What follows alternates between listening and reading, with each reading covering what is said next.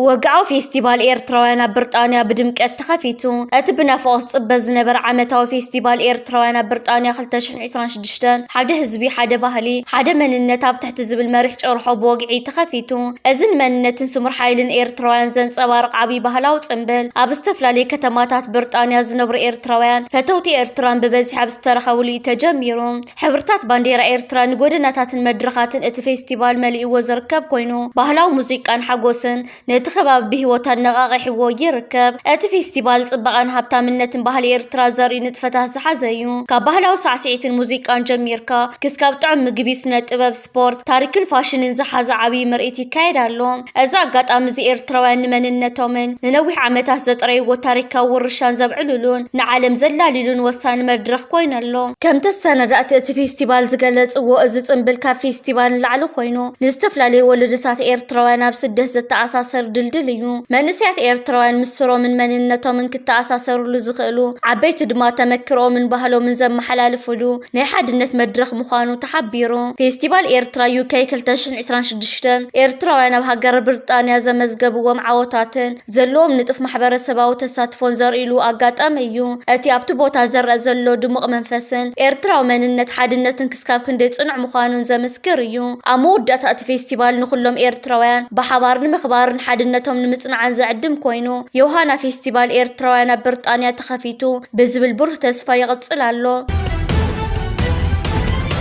كوليج سنفلتات ماي نفحين مبل 10 شعات تجزيو كلتا 297 تمهارو بديجرين دبلومانا مريغو كوليج سنفلتات ماي نفحي بستفلالي عودتات تمرت زسلطنوم كلتا 297 تمهارو ب10 شمون تحمله ابزكايدو دموق سنة سرعات مبل 10 شعات تجزيو امريغو كابتم تمال معالتي بمعارك ديجرين دبلومان استمرعو كلتا 297 تمهارو اتن 86 دك انستي مخانن تقليصو ازوم تمرقتي ابز حلف عمتات تمرتهم بمك تتال لهاجروا لمعه زوع المويا وبقعة زطري مخانم أبتسن سرعات تحبيرو كوليج سنفلتات ماي نفحي حانت خابتنا بكل تشحن 4 بوشت أو عقب منقست إيرترا كابستا مسرتا لعلو التكالات تمرت حانتيا إذ كوليج زن مسرح ممهارن مستمهارن بزلع الدرجة السالط وزمنا وممهار كفلتات أبيات فتنا كمون متشو مدك استمهارو زتقالله تحت غرص استوادد اللو تكاليوم أبتسن سرعات مرقا لعلو السب سلطان منقستي ولد تمرقت عدومات عقاش ترخيبهم نتتصن بلاد ميقوم موعيلهم اللهم ات كوليج كابز مسرتات حيزو عم فرايكي لا تاسنفل تسل على اجامنا تصاوت تصنح خوينو نايلوم تمرقتونا باستفلالي نايل معات عودتات توافيرهم نهاجرهم كجلجلو تصويتي جبرلهم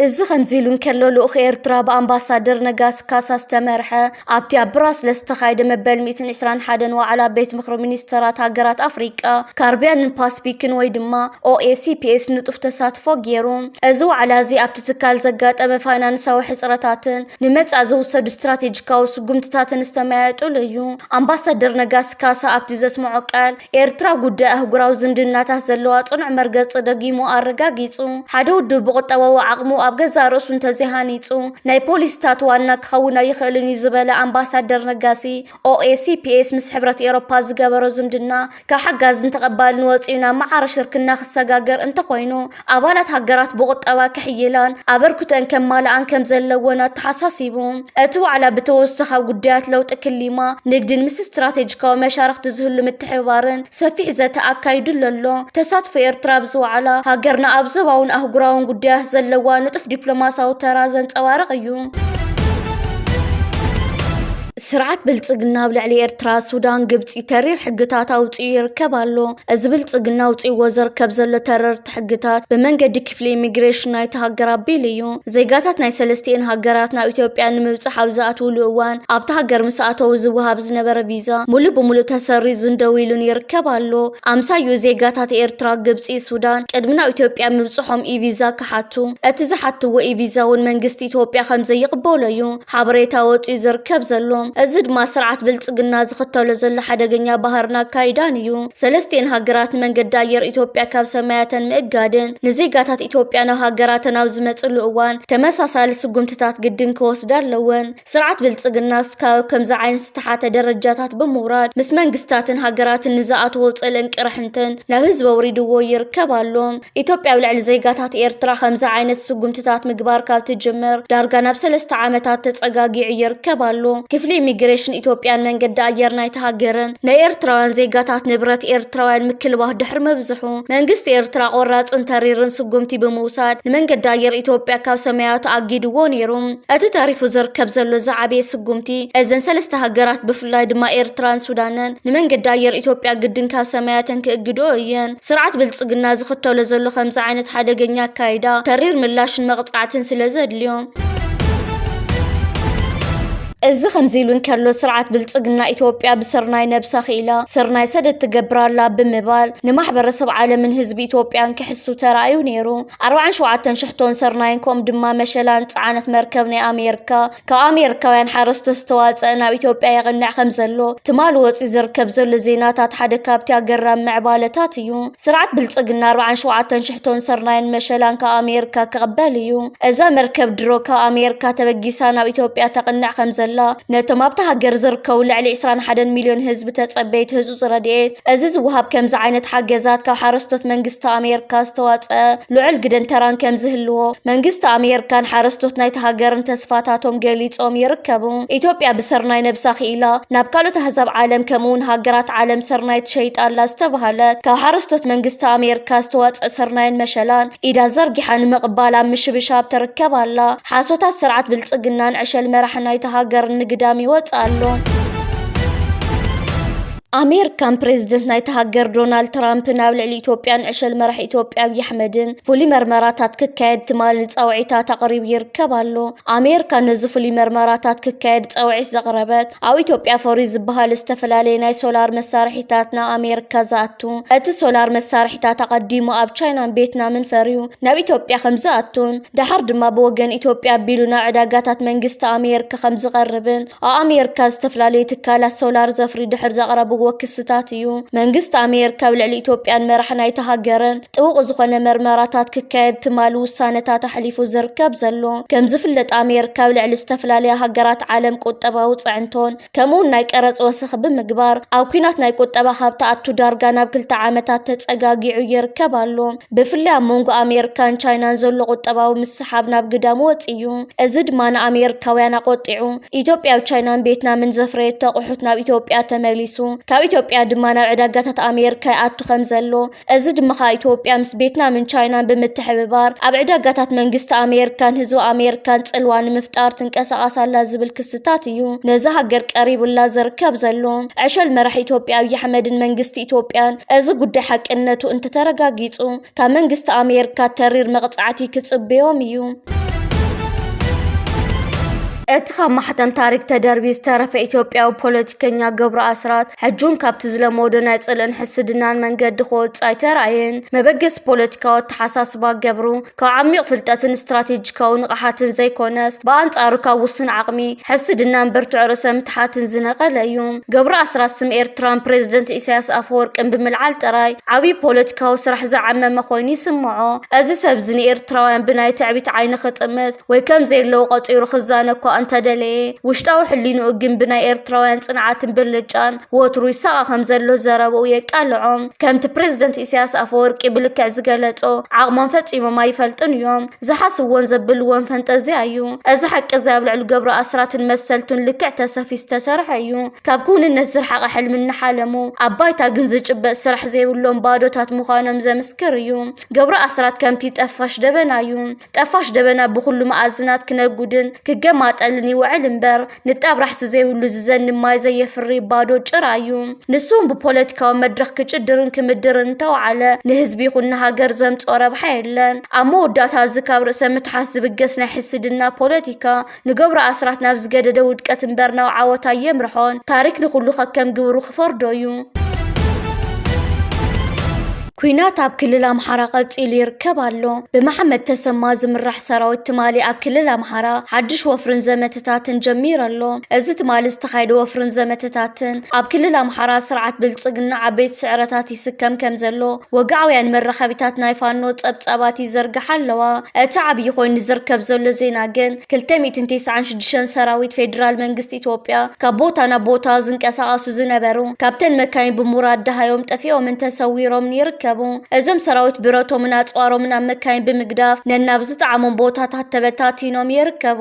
296 ሰራዊት ኣብ ሓደ መዓልቲ ብኸምዚ ዓይነት ኣገባብ ክብተኑ ምክልኻል ናይቲ ሃገር ኣብ ቀራና መንገዲ በፂሑ ይርከብ ከም ዘሎ ካብዚ ዝዓቢ ምስክርነት የለን። መራኸቢታት ናይ ክልል ትግራይ ምስ ሰራዊት ትግራይን ሕወሓትን ቅርበት ዘለዎም ውልቀ ሰባት እውን ነዚ ዜና ብጽሑፍ መልክዕ ኣብ ገጻት ፌስቡክ ኣስፊሮም ኣለዉ። ፋኖውን ብተመሳሳሊ ንምጥፋእ ናይዞም 296 ሰራዊት ፌደራል መንግስቲ ኢትዮጵያ ጸብጻባት ብምስራሕ እቲ ሰራዊት ኣብ ዓውደ ኩናት ካብ ምምራኽ ሓሊፉ ኣብ ዘካይዶ ከምዚ ዓይነት ምንቅስቓሳት ክጠፍእ ምጅማር እውን እቲ ኣብ ክልል ኣምሓራ ዝካየድ ዘሎ ኩናትን ኣብ ኢትዮጵያ ነጊሱ ዝርከብ ዘሎ ስርዓት ብልጽግና ኣብቲ ናይ መወዳእታ ደረጃታት ከም ዝበጽሐ ብምሕባር ንስርዓት ብልጽግና ጸራሪካ ካብ ክልል ኣምሓራን ካብ ኢትዮጵያ ንምጥፋእ ዝግበር ዘሎ ምንቅስቓስ ሓይሉ ክቐጽሎ ምዃኑ ፋኖ ምዝ ኩናት ተተሓሒዙ መግለጺታት ዘርጊሑ ይርከብ ኣሎ።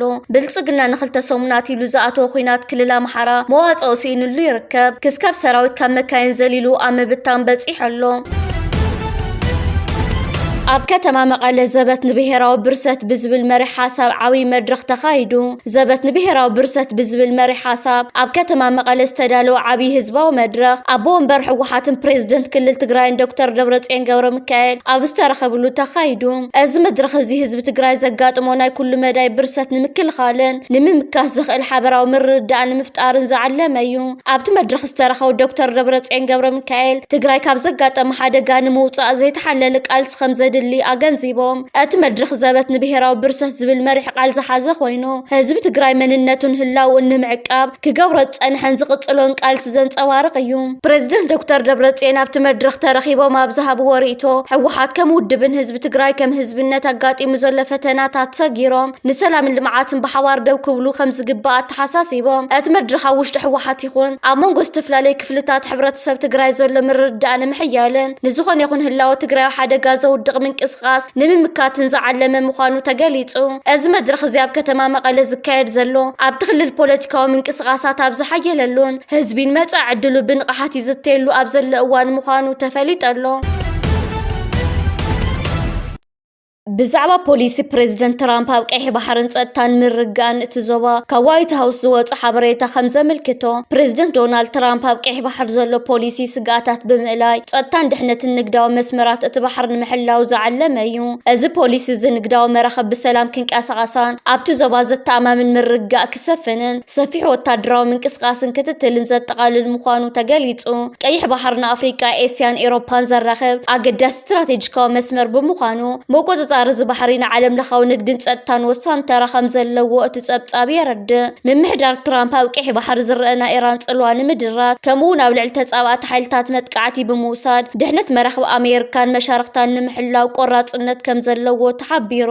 እዚ ፖሊሲ እዚ ነቲ ብቻይናን ኢራንን ኣብቲ ዞባ ዝካየድ ዘሎ ምስፍሕፋሕ ጽልዋ ንምግታእ ዝዓለመ ኮይኑ ኣብ ቀይሕ ባሕር ጸረ ሽበራን ጸረ ገበነኛታትን ዝካየድ ንጥፈታት ንምሕያል ዝዓለመ እዩ። እዚ ምንቅስቓስ እዚ ንግዳዊ መስመራት ባሕሪ ካብ ዝኾነ ይኹን ዕንቅፋት ነፃ ኮይኖም ንኽቕጽሉን ረብሓታት ኣሜሪካ ኣብቲ ዞባ ንምርግጋጽን ቀዳምነት ሂቡ ዝሰርሕ ምዃኑ ዓለም ለኻዊ ማዕከናት ዜና ገሊፀን። ብተወሳኺ ኣብ ዝቐረባ ግዜ ዝተረኣዩ ዲፕሎማስያዊ ምንቅስቓሳት ከም ዘመልክትዎ ሕቡራት መንግስታት ኣሜሪካን ሕቡራት ሃገራትን ንኤርትራ ዘለወን ኣረኣእያ ብምቕያር ኣብ ልዕሊ ቀዳማይ ሚኒስትር ኣብይ ኣሕመድን ስርዓት ብልጽግናን ዝለዓለ ጸቕጢ ገብራ ከም ዘለዋ ይግለጽ ኣሎ። እዚ ስጉምቲ እዚ ኣብቲ ዞባ ሓድሽ ጂኦፖለቲካዊ ውደባ ይፍጠር ከም ዘሎ ዘመልክት እዩ። ከም ክፍሊ ናይዚ ሓድሽ ፖሊሲ ሕቡራት መንግስታት ኣሜሪካ ኣብ ልዕሊ ኤርትራ ተነቢሩ ዝነበረ ዝተፈላለዩ እገዳታትን ዲፕሎማስያዊ ገደባትን ንምልዓል ስጉምቲ ትወስድ ከም ዘላ ተፈሊጡ ኣሎ። እዚ ናይ ደገፍ ምንቅስቓስ ኤርትራ ምርጋእ ዞባ ቀርኒ ኣፍሪቃን ጸጥታ ቀይሕ ባሕርን ዘለዋ ስትራቴጂካዊ ኣገዳስነት ብምግንዛብ ዝተወሰደ ምዃኑ ተንተንቲ ይገልጹ።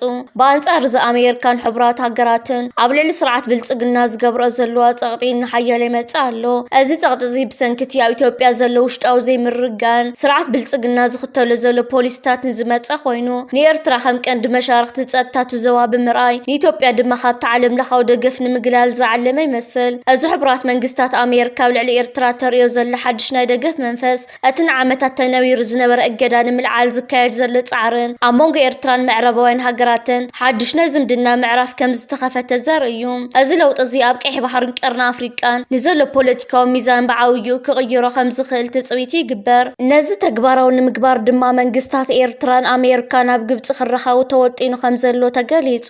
እዚ ምንቅስቓስ እዚ ኣብ መንጎ ፕሬዚደንት ኢሳያስ ኣፈወርቅን ምምሕዳር ዶናልድ ትራምፕን ሓድሽ ናይ ዝምድና ምዕራፍ ናይ ምስግጋር ምልክት ምዃኑ ተንተንቲ ይሕብሩ። ጋዜጣ ወክመት ንዲፕሎማሰኛታት ጠቒሳ ከም ዘስፈረቶ ግብፂ ነዚ ታሪካዊ ክኸውን ዝኽእል ርክብ ንምውዳብ ኣብ ሚስጥራዊ ዲፕሎማሲ ተጸሚዳ ትርከብ። እቲ ርክብ ኣብ ካይሮ ክካየድ ዝተሓሰበ ኮይኑ ካብ ወገን ኤርትራ ሚኒስተር ጉዳያት ወጻኢ ዑስማን ሳልሕ ካብ ወገን ኣሜሪካ ድማ ኣማኻሪ ፕሬዚደንት ሕቡራት መንግስታት ኣሜሪካ ኣብ ጉዳይ ኣፍሪቃ መውስዕድ በውሎስ ክሳተፍ እዮም። እዚ ተበግሶ እዚ ፕሬዚደንት ኢሳያስን ዶናልድ ትራምፕን ንዝምድና ክልቴን ሃገራት ካብቲ ንዓመታት ጸንሐ ምስሓብ ኣውፅኦም ናብ ሓድሽ ናይ ምትሕብባር ደረጃ ንምስግጋር ዘለዎም ድሌት ዘንጸባርቕ ምዃኑ ይግለጽ ኣሎ።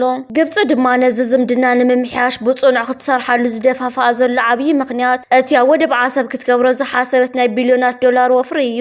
ግብፂ ኣብቲ ዞባ ዓሚቝ ስትራቴጂካዊ ጽልዋ ንምሕዳር ኤርትራ ምስ ኣሜሪካ ዘለዋ ዝምድና ምምሕያሹ ንወፍራ ውሕስነት ከም ዝህብ ተኣምን። እዚ ኣብ ካይሮ ክካየድ ተወጢኑ ዘሎ ርክብ እንተተዓዊቱ ንጂኦፖለቲካዊ ኣሰላልፋ ቀርኒ ኣፍሪቃ ብመሰረቱ ክቕይሮ ከም ዝኽእል ተንተንቲ የጠንቅቑ። እዚ ምንቅስቓስ እዚ ኣብ መንጎ ኣስመራን ዋሽንግተንን ሓድሽ ምዕራፍ ሰላምን ምትሕብባርን ብምኽፋት ኣብቲ ዞባ ሓድሽ ናይ ሓይሊ ሚዛን ክፈጠር ትጽቢት ይግበር። እዚ ብወገን ግብፂ ዝተወገሰ ናይ ሽምግልና ጻዕሪ ኣብ ቀርኒ ኣፍሪካን ቀይሕ ባሕርን ዘለዎ ውጥረት ንምህዳእን ሓደሽቲ ኢኮኖምያዊ ዕድላት ንምፍጣርን ዓብዪ ተራ ከም ዝህልዎ ይግመት። ኩናት ኢራንን ኣሜሪካን ቀጺሉ ይርከብ ኣሎ። ኢራንን ኣሜሪካ በዮርዳኖስ መጥቃዕቲ ብምፍጻም ኣሰንቢዳታ ትርከብ ኣላ። እዚ ኣብ ዮርዳኖስ ኢራን ዝፈጸመቶ መጥቃዕቲ ብባለስቲክ ሚሳይላትን ከምኡውን ድሮናትን ንወታደራዊ ዕላማታት መንግስቲ ኣሜሪካ ሙሉእ ብምሉእ ካብ ስራሕ ወጻኢ ክገብር እንከሎ ክልተ ኣሜሪካውያን ወታደራት ክቕተሉ እንከለዉ ሓደ ድማ ደሃዩ ጠፊኡ ይርከብ ኣሎ። ኣሜሪካን ምክልኻል ናይቲ ሃገርን በዚ ዝተፈጸመ ደብዳባት ተሰናቢዶም ኢራን ነቲ ኣብ ዮርዳኖስ ዝተኻየደ መጥቃዕቲ በይና ከም ዘይፈጸመ ናይ ሩስያ ወይ ድማ ናይ ቻይና ኢድ ኣለዎ ብምባል ናብዘን ሃገራት ክስታት ኣቕሪባላ። ብወገን ሩስያን ቻይና ነዚ ቀሪቡለን ዘሎ ክስታት ብወገን ኣሜሪካ ክስካብ ሕጂ ዝሃቦ ዝርዝራዊ መግለጽን ምላሽን የለን። እዚ ዝቕጽል ዘሎ ከምዚ ዓይነት ኩናት ፕሬዚደንት ኣሜሪካ ዶናልድ ትራምፕ ወታደራዊ መሳለጥያ ናይ ኢራን ሙሉእ ብምሉእ ተደምሲሱን ዓንዩን ከም ዘይበለ ኢራን ናብ ማእከላይ ምብራቕ ተካይዶ ዘላ ደብዳብን መጥቃዕትን ኣሕይላ ቀጺላቶ ትርከብ ኣላ። መንግስቲ ኣሜሪካ ሞት ክልተ ኣባላቱ ጥራሕ ዘይኮነስ እቲ ኣብ ዮርዳኖስ ዝርከብ ወታደራዊ ማዓስከራቱን ኣብኡ ዝነበራ ድሮናትን ነፈርቲ ኩናትን ካብ ስራሕ ወጻኢ ምዃኖም እውን ሓደ ካብቲ ቁጣዕ ፈጢሩሉ ዘሎ ዓብዪ ጉዳይ እዩ።